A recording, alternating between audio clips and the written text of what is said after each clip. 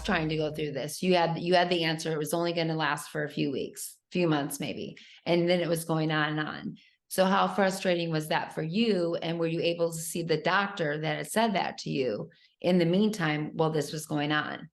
It was frankly destabilizing more so than frustrating.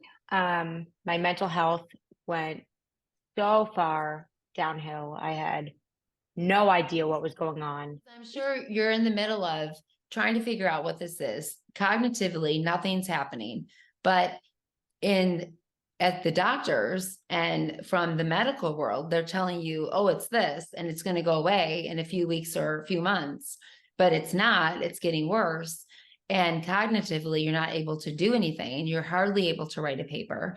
And so I cannot even imagine socially what it was like. And were you even able to see that doctor again? So I guess it's a two-part. Socially, what was it like? And were you able to see that doctor and say, help, this has been going on, it's still happening, and it's worse? I saw so very many doctors, all of whom had completely different answers for me because, they were looking at one piece of the puzzle and finding the answer that made sense to them. I did go back to the original doctor that I'd seen, and he, you know, didn't have that many answers at that point, which is understandable. He was an infectious disease doctor, and at that Okay. point, seemed like it wasn't probably an infectious disease anymore. From a life perspective, it was just absolutely destabilizing in every Right. way. I didn't have answers for myself, but therefore I also didn't have answers for other people. So Right. I couldn't go to my friends and say, this is why I've disappeared and this is why I'm not a good friend anymore. And so I had a lot of Right. friends who were frankly angry at me. Yeah. And I also was really angry at a lot of them because I felt like, I'm going through this thing that is absolutely horrible. It has taken over my entire life. I'm a college student and yet I'm barely making it to class, and when I'm not in class, I'm in bed, and that is it. There were days that I spent all day in bed because I literally couldn't get up to walk to the bathroom. Right. And I would just sit in bed being like, "I need to pee, I need to pee, Right. I need to Right. pee. Let me gain energy." Yeah. And there was Um, no one there. yeah, and How did it affect once you went home? You were able to see some of your friends and stuff. Did you feel more? You talked about that was kind of a fun part.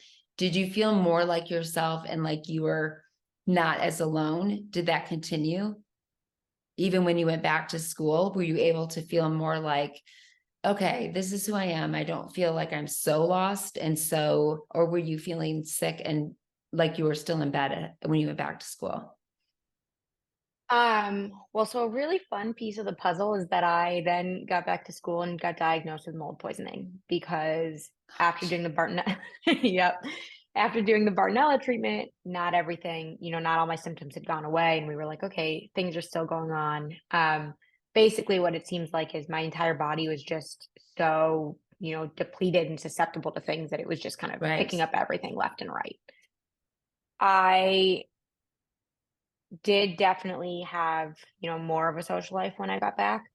But I think it was also this weird time in my life where I had just, been home with the people who'd been my support system my entire life and been kind of trying to find myself a little bit. And suddenly I was back in this place that I associated with being so sick Yeah. and trying to reconcile those two identities was difficult. And also just the fear at that point of I went through this treatment and I'm not better. What's going on? Why am I still sick? Was really, really scary every day. I Sure. Okay. feel in some ways so much older than I am. Yeah. I have had to think about things that most people my age have never had to consider as they plan their life. Sure. Um, and I'm fortunate now that, I do have a full life, but we didn't think that I was ever going to get there. So that's, Sure. still something that I'm grateful for every day. Yeah. And on the the other side of things, I feel so much younger than I am because I missed 7 years of being a teenager and being in my early 20s. Yeah. And so there's a lot that is new to me that my friends have been, living for years. Yeah. I have this really strong belief that everything in life is cyclical. So anything that's positive can have something negative come out of it, and Yeah. anything that's negative can have something positive come out of it because, when something's really, really positive, you can get complacent and things can still Yes. happen. And when things are negative, you go looking for how can I get out of this and how can I make Yeah. this better? And that's what happened to me with being sick was I started to think about what do I miss in my daily life? What do I want to be doing in my career? And I was able to make that happen for myself, which is, Yeah. really cool. That is really awesome. I think it's a great attitude that I think if more of us could have in the autoimmune world, in the sick world, in the, I think that it's such a powerful statement that you said. And I think that if more of us adopted that, if we really could take a breath, that with you. And So what do you think that is behind that? What do you think keeps you wanting to keep going and that drive and that positive attitude? therapy, 100% therapy. Agree. Don't don't get me wrong. I absolutely have those days where I am down and angry at the world and just, miserable. And to an extent, that's okay too. Absolutely. I think the biggest thing for me has actually been working with a life coach. And that is something that my dad suggested to me. And when he said it, I was like, okay, I'm not working with a life coach. That sounds like not a real thing. One of the things that's really cool to me is kind of understanding the differentiation between life coaching and therapy, and that therapy is often kind of looking back at that trauma and working through it. Right. And that is absolutely so important and has been hugely beneficial for me.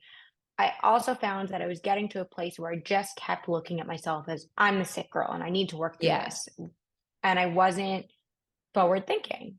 And working with a life coach who's been able to say, let's talk about steps for getting out of this, Right. um, has been huge. Yeah. And yeah, I also, now that I recognize that that was something that I needed more of, and, that's personal to me, and everybody's going to have different things that works for Right. them. I've also been able to speak to my therapist a little bit more about saying, I want to be a little more forward thinking at times too. Yeah.